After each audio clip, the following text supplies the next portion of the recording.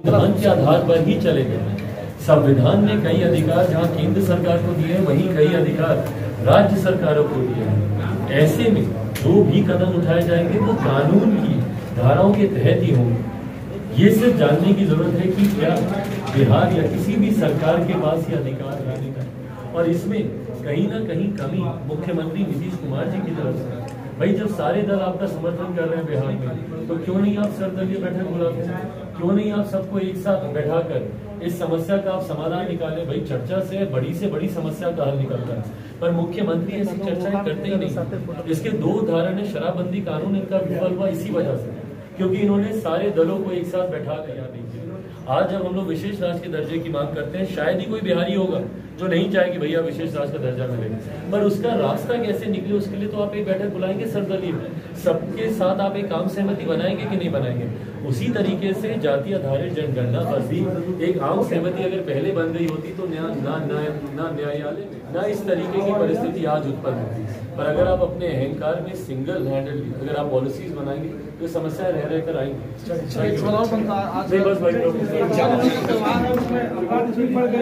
सुरक्षित है ना बहन सुरक्षित बिहार में, इस पे क्या कहिएगा? भाई बिहार में अपराध एकदम चरम सीमा पर है और इसको नियंत्रित करने की जिम्मेदारी जिन मुख्यमंत्री पर है, क्योंकि गृह विभाग भी उन्हीं के पास है, पर वो तो मुंबई में संयोजक करेंगे कि नहीं, उनकी चिंता वो है, उनकी प्राथमिकता।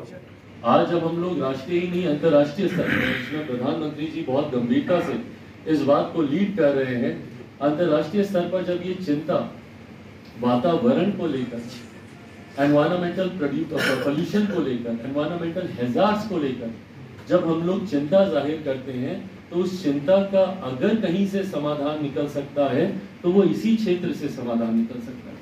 आप ही लोग हैं जो आने वाले दिनों में इस बात का समाधान निकाल सकते हैं कि क्या ऑल्टरनेटिव्स हो सकते हैं। अगर सिंगल यूज प्लास्टिक बैन है, और मैं आग्रह करूंगा जब हम लोग सिंगल यूज प्लास्टिक की बात करते हैं तो हम सामने पानी की बोतल हम लोगों ने रखी हुई है, इसका इस्तेमाल पहले तो इस मंच पे ही हम लोग को बंद करना चाहिए। जब हम लोग सिंगल यूज प्लास्टिक बैन की बात करते हैं तो उसके ऑल्टरनेटिव्स क्या हैं? कांच की बोतलों का हम लोग इस्तेमाल करें, और क्या क्या हम लोग कर सकते हैं उस पर रिसर्च करना, अध्ययन करने की भी जिम्मेदारी एमएसएमई सेक्टर की ही है।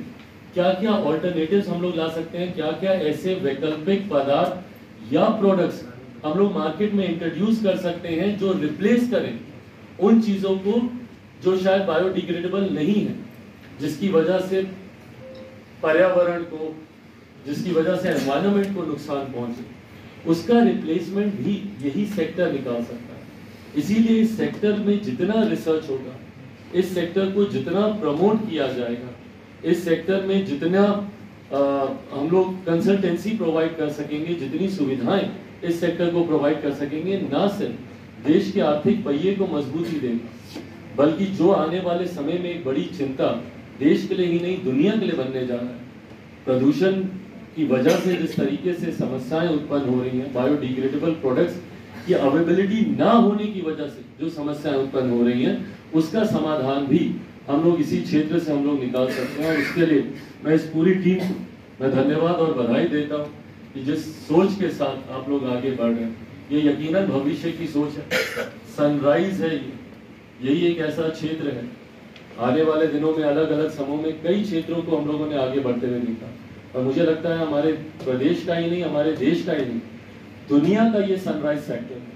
ये एक ऐसा सेक्टर है जो आने वाले दिनों में देश ही नहीं दुनिया की तकदीर लिखेगा। और इस सेक्टर में मजबूती देना, ना सिर्फ आप गांव को मजबूती देंगे, ना सिर्फ आप महिलाओं को मजबूती देंगे, बल्कि ऐसे उद्यमी जो हमारे साथी जो पोस्ट रिटायरमेंट की बात हो, जो सेवानिवृत्त होने के बाद जो अपने भविष्य की संभावनाओं की तलाश करते हैं, और कहीं ना कहीं इस बात की चिंता कि भाई अब आगे क्या करेंगे हम, और खास तौर पर एक ऐसे समय में जब अग्निवीर जैसी योजना केंद्र सरकार लेकर आई, बल्कि ये सुझाव भी हम लोग को मजबूती से सेलेक्टिव उद्यमी आए और आज से 2 महीने बाद हम फिर फीता काटने जाएं, क्योंकि हमारा मेन इंटरेस्ट होता है इंडस्ट्री का फीता काटना और वही हम लोग का है।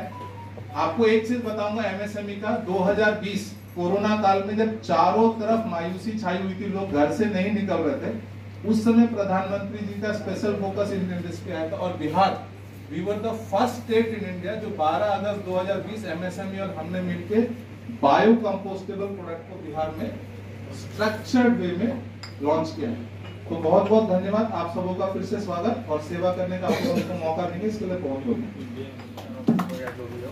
वहाँ से काम बहुत धीरे होता है, बहुत धीरे का मतलब एक विभाग का एक छोटा सा गलती था, अंचल कार्यालय का ही वो मिस्टेक था। मेरे को 3 महीना दौड़ना पड़ा है, लड़ाई झगड़ा किए, तब जाके अभी 1 सप्ताह पहले मेरे को तो कागज क्लियर हो गया। तो ये बहुत बड़ा। दूसरा उसके बाद फिर बैंक से प्रॉब्लम है सर। बैंक में क्या है, मतलब इतने ज़्यादा वो मतलब बता देते हैं चीज़ों को, लोग कंफ्यूज हो जाता है और इतने बार दौड़ाया जाता है कि वो फिर जाना बंद कर देते हैं। तो हम लोग का टीम बड़ा था, बट उसमें सब क्या हुआ है कि मोर देन 30-40% लोग ही अब बचे हैं जो सीरियस हैं, एकदम लगे हुए हैं। तो अगर इसको हम लोग फास्ट करेंगे सर, तभी इंडस्ट्री फास्ट करेंगे और सरल करेंगे, सरल करेंगे। ताकि सरल भाषा एक आम बिहारी अगर जा रहा है तो उसको समझ में आए, वो टेक्निकल भाषा समझने में दिक्कत आती है। हाँ ठीक बोल। ऊपर से लैंड में हमारा क्या है सर कि बिहार में जैसे मतलब हमको लगता है किसी का जमीन कागज पे सही होगा, मतलब एंसेस्टर प्रॉपर्टी मैक्सिमम लोगों का है, तो किन्हीं के दादाजी का नाम गलत है, पिताजी का नाम गलत है, तो या अंचल कार्यालय में गलत चढ़ाया हुआ है जानबूझ करके आप, और वो गलती हो सकता है जैसे आप बहुत आगे जब बढ़ गए हैं तब पता चलता है। और उस गलती को जब बोला जाता है कि आप जल्दी सुधार के दे दें, तो क्या है कि वो एक लंबा टाइम ले लेते हैं। और बैंक क्या कहती है कि नहीं, हमको आप 1 महीने में देंगे तो हम आपका फाइल प्रोसेस करेंगे, नहीं तो रिजेक्ट कर देंगे। अब वहाँ 3 महीना लगता है, तो मतलब क्या हुआ, काम तो वहाँ से हो गया हमारा अंचल ऑफिस से या जो भी है लैंड से, बट बैंक से फाइल रिजेक्ट हो जाता है। तो बैंक इसमें थोड़ा सा मैं सांसद जी की अनुमति से जवाब देना चाहूँगा। पीएमईजीपी के लिए स्पेशली अगर टारगेट कर रहे हैं तो उसमें अपनी जमीन होने की कोई शर्त नहीं है, कोई बात नहीं। तो स्पेशली कम से कम इसमें कोई हर्डल या ऑब्स्टेकल हमारा नहीं है। हाँ, जबकि समस्या जरूर है जो कि नहीं, ये कह रहे एक मोटा 1 मिनट लूँगा आपसे बताने के लिए। देखिए, हम स्टेट गवर्नमेंट की और सेंट्रल गवर्नमेंट की कई सारी स्कीम्स में हम लोग साथ देते हैं ताकि उनकी जो प्रायोरिटीज़ हैं स्टेट सेंट्रल गवर्नमेंट की वो पूरी हो। At the same time bank commercial organization, तो हम पीएमईजीपी देंगे, लेकिन ये भी देखेंगे कि फाइल में पेपर्स पूरे हैं कि नहीं है।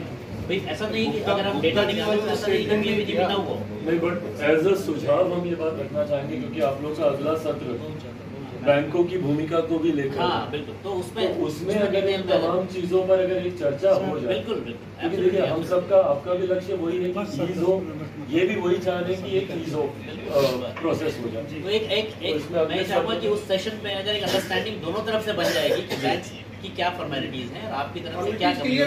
इसमें थोड़ा सा ये होगा, मैं I am not saving bank से तो मैं हूँ भी नहीं, लेकिन हम थोड़ा सा एक नैरेटिव सेट करने की वजह से बैंक से सहयोग नहीं मिलता है। मेरा आपसे अनुरोध ये होगा कि कोई स्पेसिफिक केस हो, 1, 2, 5, 10, वो थोड़ा हमारे भी संज्ञान में ले आए, तो हम बैंक के साथ कोऑर्डिनेट करके जानना चाहेंगे कि उसकी वजह वाकई में जायज़ है जिसकी वजह से बैंक ने उसको नहीं कंसिडर किया, या वो बैंक ही कोऑपरेट नहीं करता है। सर हमारा तो सारा वजह क्लियर है, लेकिन बैंक सीजीटीएमएससी करना ही नहीं चाह रही है।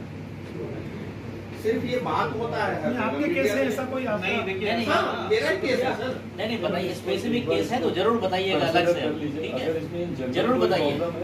तो उसका एक जनरल सोल्यूशन, या फिर एक पर्सनल एक मैटर में कोई ऐसा इशू